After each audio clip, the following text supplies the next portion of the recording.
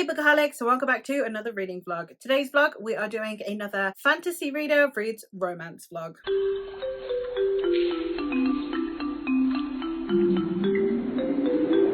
Of course, it is Pride Month, so naturally the romance vlog has to be Pride themed. So we are doing Sapphic romantasy, except one is actually sci-fi, but I digress. It's Sapphic romantasy, and I am really excited for all of these. I have 4 books for this vlog. I had 3 initially, and then I recently bought one on ebook because it was on sale. I couldn't miss it. So here we are with 4 again, and hopefully they will surpass my expectations because boy am I excited for these. So let's talk about the books. The first one I have is The Honey Witch by Sydney J. Shields. This is Regency Cottagecore. What a combo with witches and Sapphic. Could it sound better? Could it sound better, people? In this one, we have 21-year-old Marigold Claude, who has always preferred the company of the spirits of the meadow to the suitors who have tried to woo her. So when her grandmother whisks her away to the family cottage on the tiny Isle of Innisfree in order to train her as the next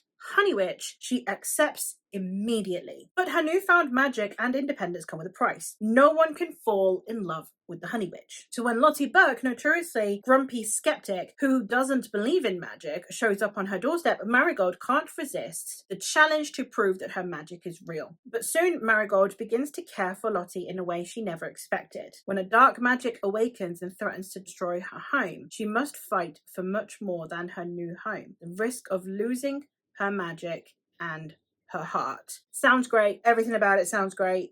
I'm hoping it's all vibes and no plot. I'm not gonna lie. I want it to literally just be these two pining for each other for 300 pages. Not gonna lie. Also, I love it when you have people who are like forcibly apart by the plot as opposed to by misunderstanding. Love it. Love it. Here for it. I can't wait. The one that I only just bought is Bitterthorn by Kat Dunn. I know that Kat Dunn has a fantasy series out, but Bitterthorn came up and it just sounded right up my alley. It is about a witch who once every generation comes and whisks away a companion. She comes to claim a companion who is never seen again. So our protagonist, Mina, who is the daughter of a duke, she is grieving and lonely and she's lost all hope for any future for herself anyway. So when the witch comes, she decides to offer herself up since she doesn't really have any idea of what else she could be doing. And she has no idea what a fate alongside this witch actually entails. However, she then, I believe, begins to fall in love with the witchy witch, and I am excited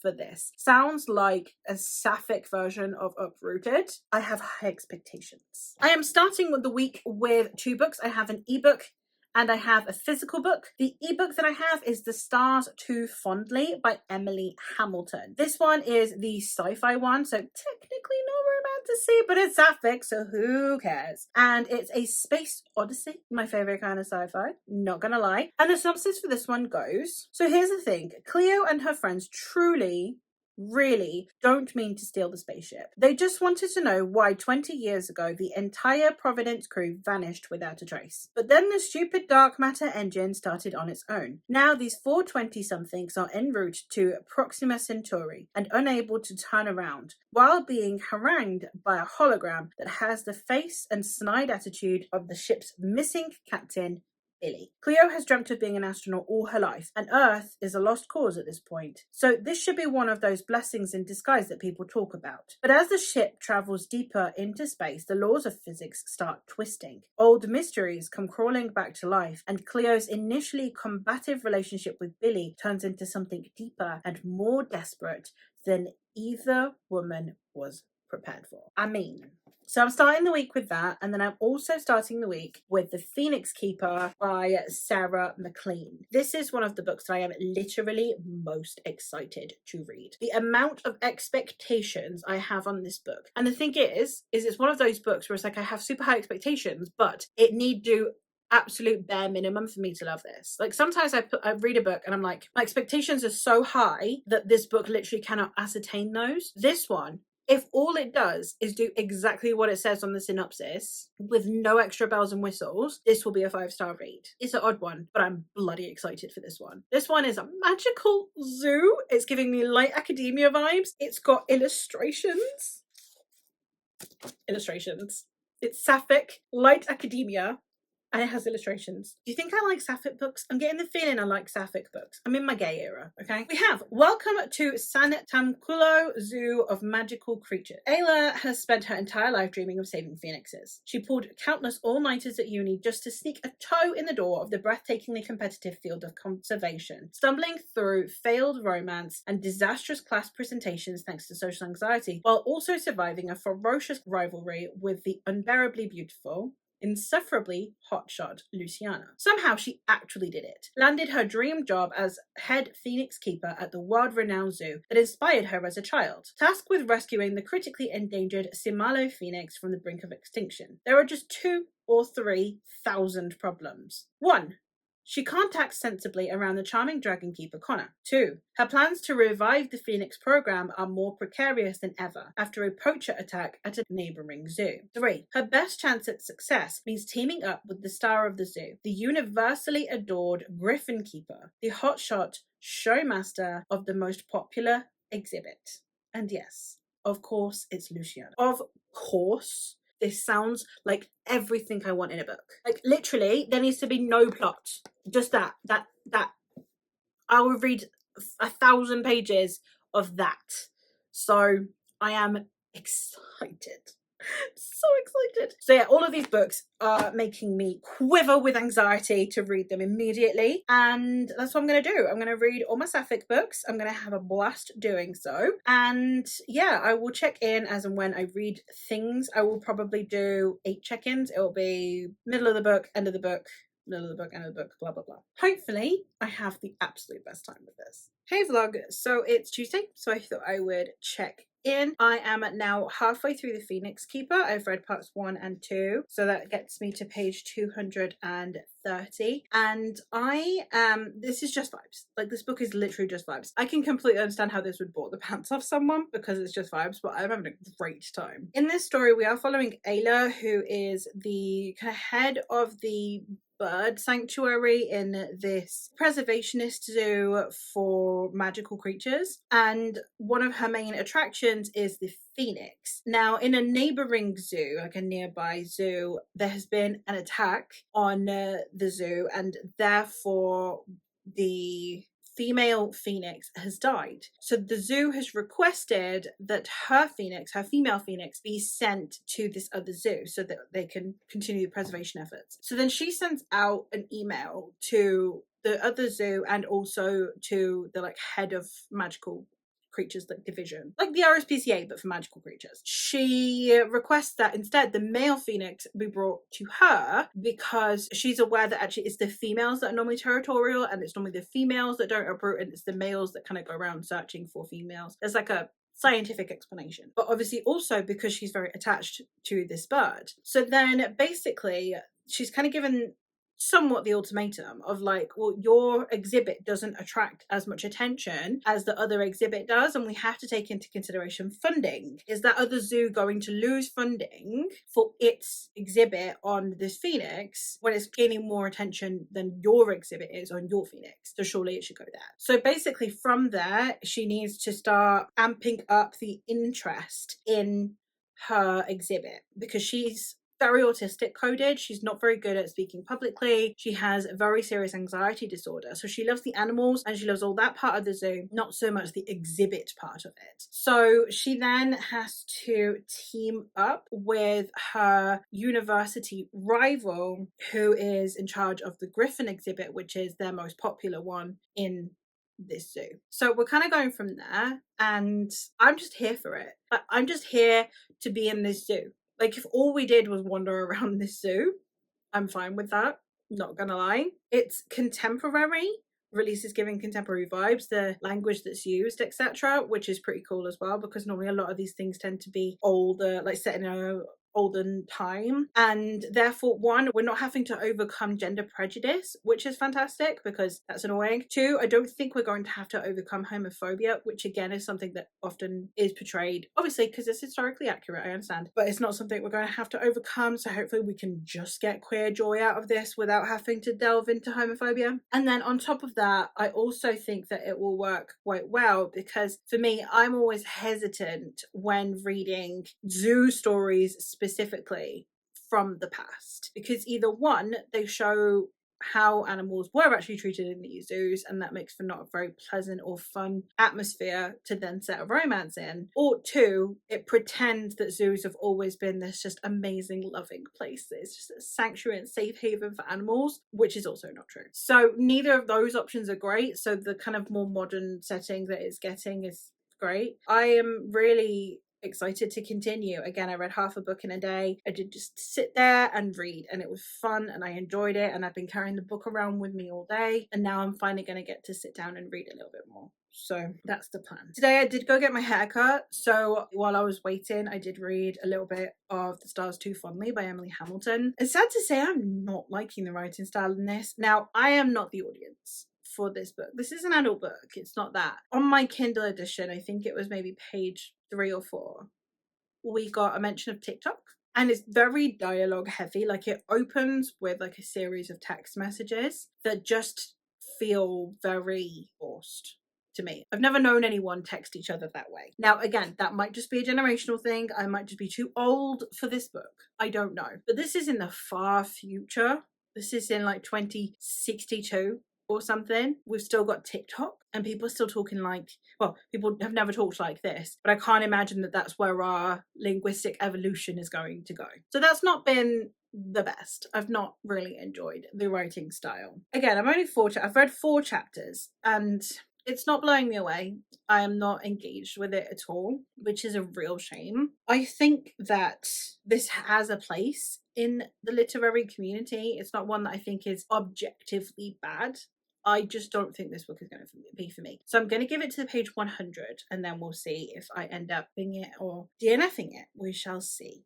So not the best start with that one, but this one's delivering, so who cares? Hey vlog, checking in because I have DNF'd a book and finished a book. You'll never guess which one is which, will you? I have, of course, finished The Phoenix Keeper. Again, all vibes. I can completely understand how someone would not like this book and maybe be really disappointed by this book. I said in the intro, all this book needed to do was give me the vibes. That was all I would have needed for this to be 5 stars. It gave me the vibes. It gave me a romance that I could totally chew on. We had awesome world building.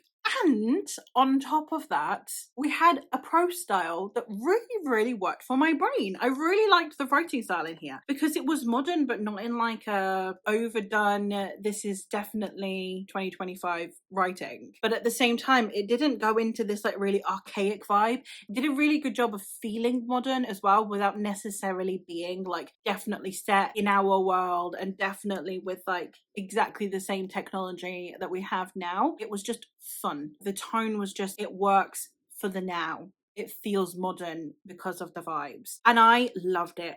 I was here for it. I loved the zoo. I loved being in this zoo. I felt all of the frustrations that the character felt. I connected so much with our protagonist. But weirdly enough, I also really connected with Luciana. Watching these characters unfold and their relationships between each other, the side characters that we get in here from other people that work at the zoo, and the animals. And I don't know, I loved it. I had such a wonderful time with it. I'm going to reread this. I'm literally going to reread this sometime soon as well. Not like I will probably reread this again this year if I have the time. For no other reason than the vibes. This is not a book I can tell you, I'm giving this 5 stars, you will too, you should go read it, you will love it. Not in the slightest. The chances are you'll go into this, you might get bored because there's not a huge amount of plot. So you might get bored. You might not vibe with the writing style. You might just kind of be wanting more from it. I get it. Like, this is not a book, a 5-star read because I think it's just objectively 5 stars. This is very much subjectively 5 stars for me. It did everything I wanted it to do and more. I'm super glad that I read it, and I am excited to read more by this author at some point.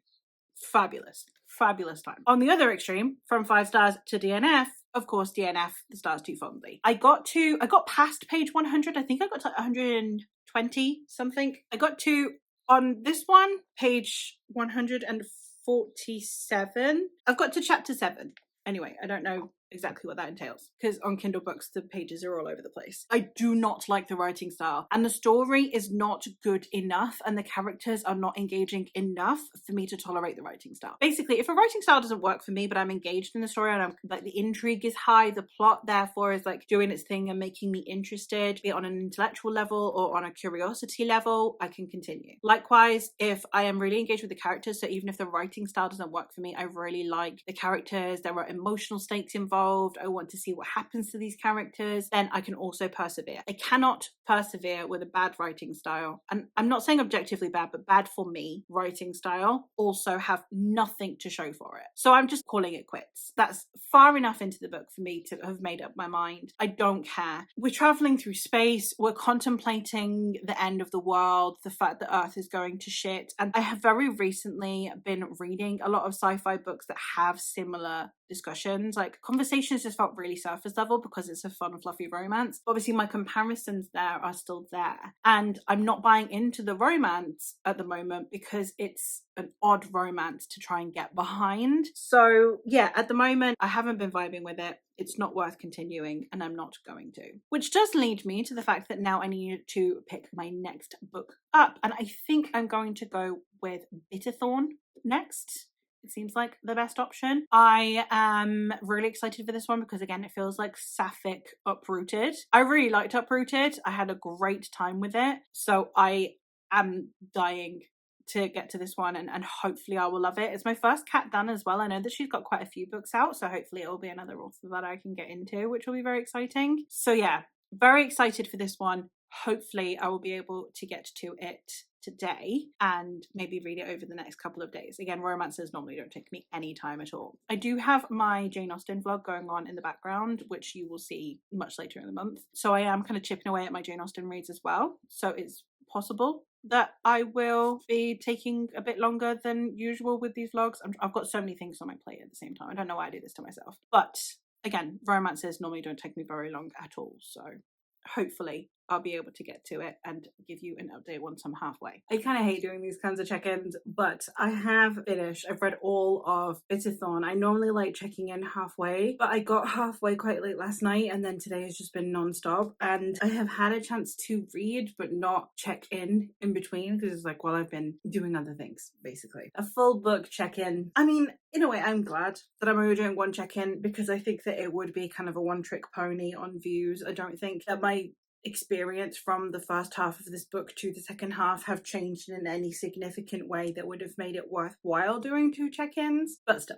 you know, just I'm a creature of habit. I liked this book. It was a lot more YA than I thought it was going to be. I thought it would be more in the like new adult area, but that was fine. It was fun and it was enjoyable. I just don't really think I will think about it again. Like, I'm glad that I read it. My comparison to Uprooted, the whole like, oh, it sounds like Sapphic Uprooted, it still stands, but I just think that Uprooted is better executed. So instead of it being like, oh, this is Uprooted but queer, it more just suffered by comparison, sadly, which was a shame. Like I said, I had a fun time with it. I just don't have any strong thoughts at all on it, which is making this vlog a bit odd, because I don't really know how to talk about these books in a really weird way. I didn't not like the romance, and it wasn't that I didn't buy into it. It was just a case of, oh, that's a romance and that's it.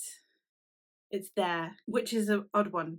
You know, in a romance where you want to feel the angst and the yearning, which was there, I just didn't feel like this has taken over my whole personality. I can't wait to continue reading. It was just like, I read it methodically, I finished it, it was a good time. I'll probably have forgotten about its existence 2 months from now, which is a real shame, because I was hoping that I would adore this one, but we move on. The one I had the highest hopes for this vlog was Phoenix Keeper, which did fulfill my expectations. The one I have the second highest expectations for is The Honey Witch, which is the one I am reading next. This one is Regency. Regency is literally like my favourite vibe, especially at the minute where I am also, as I said, doing June Austen in the background. It's hopefully going to hit right. And again, this is another one where I barely need a story. Just all vibes and some sapphic yearning, and I'm down. I'm here for it. Let's go. So hopefully I will get just that, hopefully.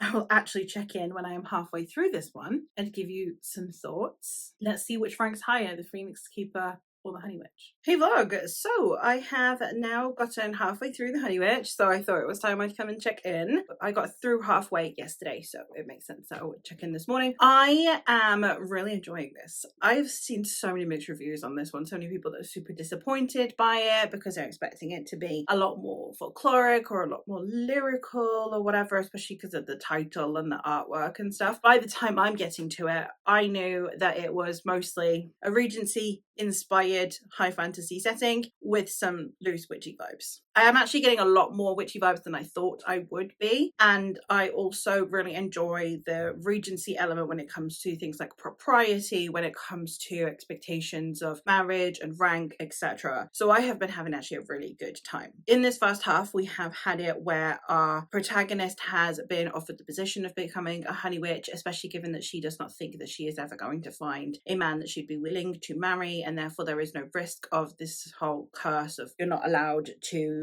fall in love thing. Now, the whole premise of it being that you can't fall in love so that then eventually there will be no more honey witches because it will stop having babies is not the best notion, because there are people who have babies without someone being in love. The whole idea that you can only make a baby if you're in love with someone is erroneous. Appreciate that the sentiment of it, especially during this time period where a lot of marriages were not founded on the idea of love, seems like a stretch. I think that was a rather silly notion, and it could have just been, to torment these people. They'd watch the person that they love, the person that's in love with them, die, or that they would lose the will to live, or that it would affect their magic or something like that. That makes more sense to me. Obviously, the whole curse is a bit preposterous, but it's for the sake of the story, so I'm willing to suspend my disbelief for the sake of this great romance that we're hopefully going to see unfold. So I'm having a good time with it. I'm enjoying it. I don't think that the logic is very sound, and the prose isn't as flowery as people initially expected it to be based on, as I said, title, cover, etc. But I'm just having a blast. I'm just having a good time. I'm sinking into the way this story is told. I do like our protagonist. A lot of the time, protagonists in romance drive me up the wall. I don't actually find her that annoying. I'm enjoying her. I think that her dilemma seems perfectly reasonable given the context of the time period. So I'm enjoying this book, and I am looking forward to seeing this romance develop and see how they manage to circumvent it eventually. So yeah, a good time, and hopefully when I check in for the last time, I will be able to give you a rating and some final thoughts. Hey vlog, so it's later on in the day, and I have of course finished The Honey Witch. I did really end up enjoying this one. Like I said, the logic isn't necessarily the most sound, and it's not new favorite. I'm absolutely obsessed, but I had a really good time with it. I really liked the vibes. I liked the yearning. I love it when a couple are separated through circumstances as opposed to through miscommunication or anything like that. So I do prefer narratives that set up this way, and therefore I had a great time. I think it felt very whimsical. I liked the island of Innisfree, which is where a lot of it is set. I think that the relationship between our protagonists as well, I think, was well established because it grows slowly, and at the same time the tension is there quite early on, and I don't know, I enjoyed it. I don't necessarily have a load of words to speak about how much I liked it or what to praise, just that I had a good experience while reading this book, and that's normally what I want from a romance. I want to just have a good time, and that's what I have found with 2 out of the 4 from this vlog. So a decent enough vlog, probably not one of the most successful vlogs that I have had with this romance category, but a good one nonetheless. So I started out, of course, with The Phoenix Keeper by S.A. McLean and ended up giving this one 5 stars. I had a great time with it. We'll definitely reread soon. We then go to the other end of the spectrum, where I did in fact DNF The Stars Too Fondly by Emily Hamilton. It just wasn't for me. The writing style was just never going to work for my brain, and I wasn't invested enough in the plot to continue. We then go to Bitterthorn, which is a middle of the road, 3 stars. It was fine. I had a decent enough time with it, but I will never really think about it ever again, and probably will never reread it. And then the last one is The Honey Witch, of course, by Sydney J. Shields, which I again had a wonderful time with. It's a beautiful story, and I loved the setting and I loved the atmosphere. So I had, again, a decent enough vlog. I think that this probably is one of the more middling ones in terms of rating. The two that I liked, I did really like. So the higher end ones are probably amongst the higher ranking ones that I've done for this project. But that being said, obviously we then had some lower rated ones as well. So yeah, let me know if you've read any of these books and your thoughts on them, or based on my liking of the ones that I've liked, if you have any recommendations for me, obviously, and also recommendations for any Sapphic romances that you think I should check out, do leave those down below. But that is all from me for today. So thank you ever so much for watching, and I will hopefully catch you in another one soon.